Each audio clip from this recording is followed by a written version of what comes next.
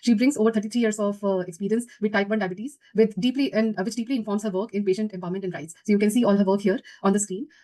We know that patient centricity is very important aspect in clinical trials. We need to understand the preferences and experiences of participants, and we have to improve patient engagement, but quality of clinical research is also very important. That is one major objective while we discuss this topic. So my first question would be from Mridula. So Mridula, you have been the founder of the trust that you work with, and you have founded that. So what does patient centricity mean to you as someone representing patients' voices in clinical research?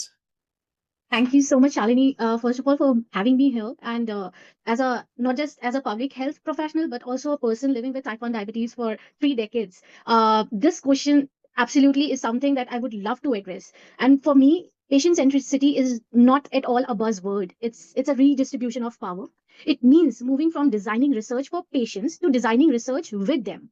And in India, that shift is still in its infancy. A 2023 review found that while patients are often consulted through surveys, focus groups, or feedback sessions, the depth of their involvement in decision making and governance remains limited. And we need to confront a real contradiction that, to get a job, you need years of experience. But to design policies and trials that affect millions of people, lived experiences is still optional. So, how many RFPs, ethics committees, journals, or grants in India make lived experience compulsory in their decision making processes?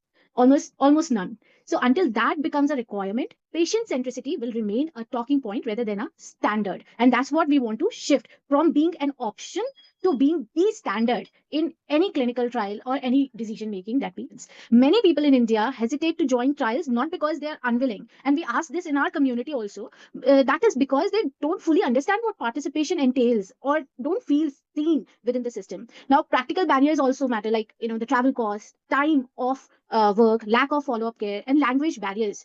If the process feels extractive or intimidating, people opt out. And when researchers communicate clearly, provide logistical support, and include lived experience partners who can bridge the communication gap, participation improves. And we have seen that when I have been there at the level of decision making, community responded very well.